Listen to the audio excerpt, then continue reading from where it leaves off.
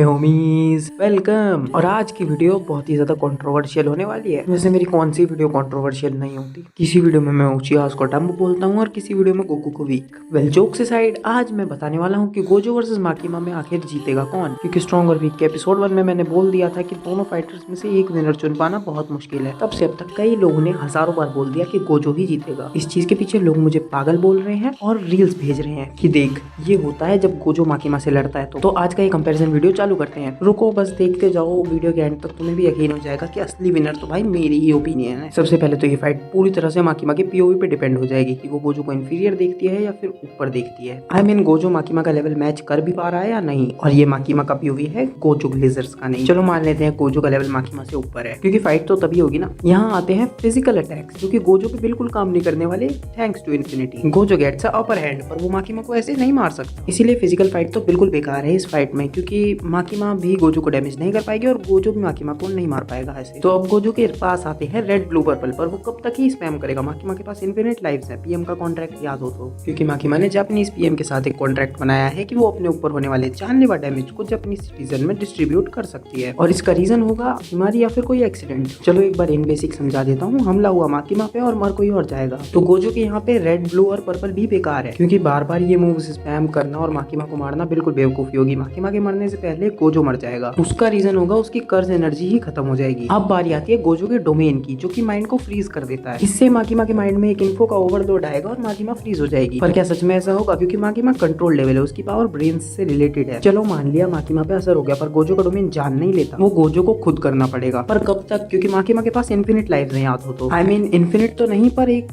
Country में बहुत ही सारे सिटीजन होते हैं, तो हर किसी को मार पाना तो मुश्किल है। अब गोजो डोमेन के अंदर माकिमा को मारता रहेगा तो डोमेन का बैलेंस ब्रेक हो जाएगा यार। रीजन फिर वही होगा, गोजो थक जाएगा इतनी देर तक डोमेन मेंटेन करते हुए। क्योंकि मांगा में गोजो सुकुना के खिलाफ सिर्फ 4 या 5 बार डोमेन खोल पाया था। इट मींस एक डोमेन गोजो की 20 या 25% कर्स एनर्जी खा जाता है। और इतना सब सुनने के बाद भी तुम लोग वेट कर रहे हो कि अगर मैं बोलूंगा गोजो जीत गया, तो नहीं जीता भाई, क्योंकि फिर इनकी बातें फिजिकल बैटल पे ही आ जाएगी। वहाँ गोजो अपर हैंड पे तो रहेगा पर मार नहीं पाएगा, क्योंकि लिटरली घूसों और लातों से मारना माकिमा को बहुत ही बड़ी बेवकूफी होगी। ऊपर से माकिमा के पास इन्फिनिट लाइव्स हैं। पर अभी गेम ओवर नहीं हुआ है, क्योंकि गोजो के पास भी तो इन्फिनिटी है। ऐसा सोच के अगर खुश हो रहे थे तो रुको खुशी बर्बाद करता हूँ। अब तक मैंने सिर्फ माकिमा का डिफेंस दिखाया था, अब माकिमा का ऑफेंस सुनो। याद है वो रिचुअल जो माकिमा ने किया था, या फिर वो बैंग एबिलिटी? उसके थ्रू इतना आइडिया तो सिंपल है कि वो कोई स्पेस में ट्रैवल करने वाला अटैक नहीं है। एंड तुम लोगों को पता है जो चीज स्पेस में ट्रैवल नहीं करती वो इन्फिनिटी को बाईपास कर सकती है। तो मे भी माकिमा गोजो का खोपड़ा ही पिचका दे। देखो तुम जितनी भी फाइट करवा लो इनकी, हर सिनेरियो में गोजो जिंदा नहीं बचने वाला। एंड मैं नहीं कह रहा कि गोजो मर जाएगा क्योंकि माकिमा मार देगी, बल्कि उसकी कर्ज एनर्जी खत्म होने की वजह से या फिर वो थक जाए इस वजह से भी वो मर सकता है।